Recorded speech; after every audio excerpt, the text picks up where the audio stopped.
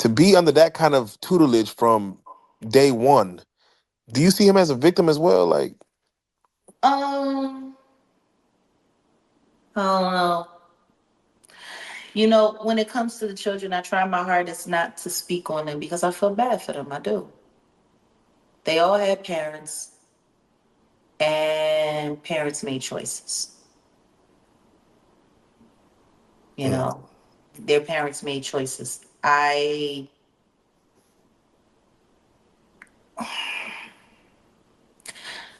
The Lori Harvey story in itself, and then listening to Roger Bonds talk about how the boys were included in daddy's fun time. Like who's stripping down naked in front of their kid and just banging out a couple whores with their kid there? What was he doing? Holding the camera? Was he holding her leg? Or was he holding her face down? Like what was he doing? okay. No, seriously. What was he doing in that bathroom with shots being fired, ringing out, and leaving behind a trail of liquid DNA? And a guy who just disappeared. Hey, Like for Misa to come forward and want to sue Gene Deal like it's all distraction.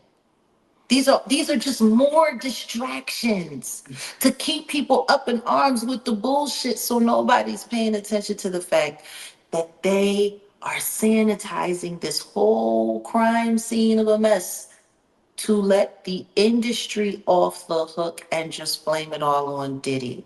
Meanwhile, all of this is going on while the DV4D case is happening, and that poor child, Celeste Rivas Hernandez,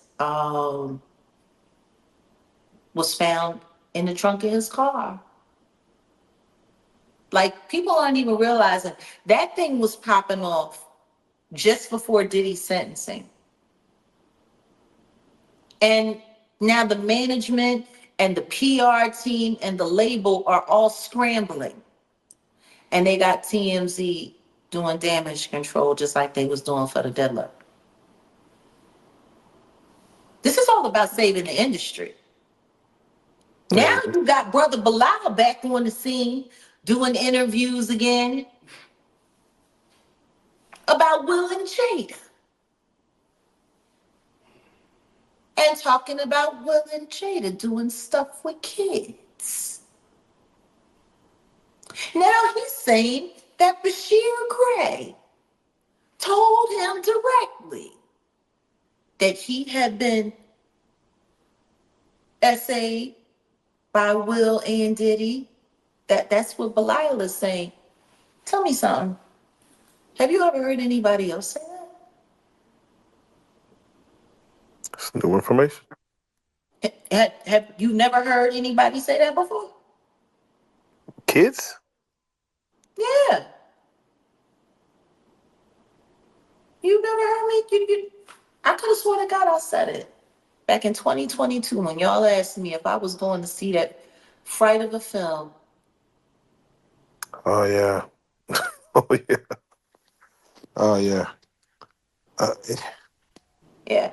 Yeah, you That did was, say that, we it. that had was to have that was kids. a year. That was a year before Belial came to the internet telling wild tales of Dwayne Martin.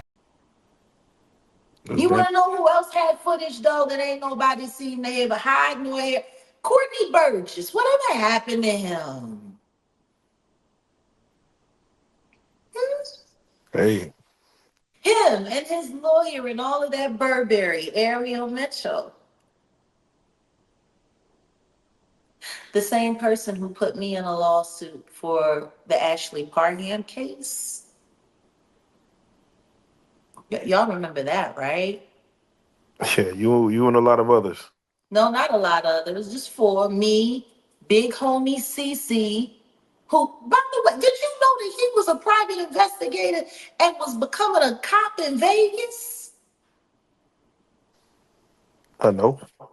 Yeah, heard the words come out of his own mouth. He's a cop.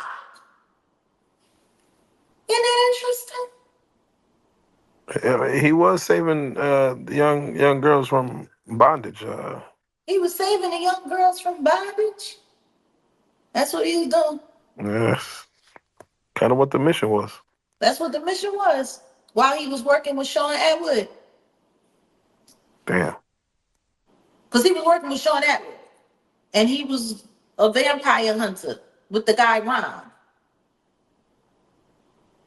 And it was over there with Beverly Rhodes doing mind mapping and locating lost people.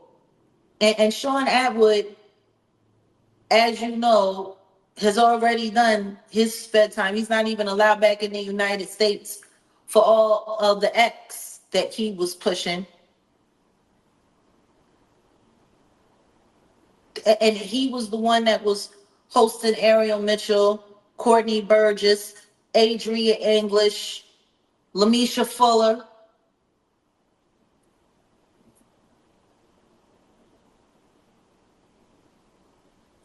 Hey, hey. See, I'm looking into a couple of other things right now too, because I have reason to believe that there were a bunch of fake lawsuits that were filed and registered to sway the public's opinion.